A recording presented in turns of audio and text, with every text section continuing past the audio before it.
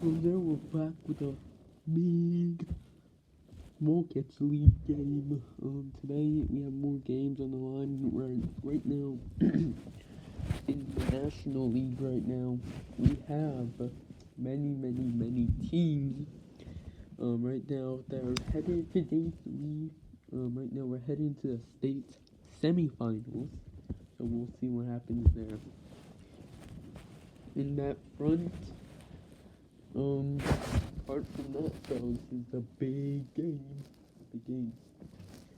And, it looks like we're right now entering the quarterfinals next. It's going to be best of 5 from now on. So, now these games are going to be possibly 3 to 5 days now. So, this is going to be a big league, big tournament. And we're going to enter the international league for every single team that makes it. For many teams like Russia and Russia, is going to be rather unfair. Moscow or St. Petersburg is going to win. But then you have like Berlin, Germany. It's going to be a blowout on that front. Same with Paris. UK is probably going to be close. You have Liverpool. You have London. You have many other teams as well that could compete for the championship and win, which probably will happen. But I mean, in the National League, we're only talking about that until the International League becomes a thing, and we'll have games every single day. Many games, actually. So, yeah. The International League, there's going to be 10 games you get to play, and whoever wins the most games, top 50, actually top 48, goes to the playoffs and compete. Actually, top 64 makes it to the playoffs. So that's pretty big on that end. So I'd be training. Well, in some other countries, they're already guaranteed to make it because the league is finally done. But the U.S. is expected to take the longest, though. So right now we're gonna talk about the we're gonna talk about the top 10, as we had very many changes actually. We're gonna give you the changes actually. Majority of it didn't really, people slowed down. People have went up or went down. Galesburg, Illinois. I don't know how they did it. They are the lowest. They have the lowest rated team to ever make it on the rankings. They're 18-2. They finished off the season. They beat Champaign yesterday. I think they destroyed them actually. That's what made them so good. They've never lost a playoff game so far. But LA is still number one.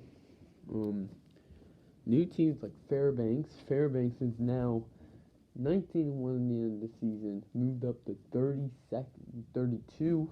So congrats to them. After being unranked previously. And a lot of people fell off when they lost yesterday. That's why we're going to game 3. Los Angeles won their game.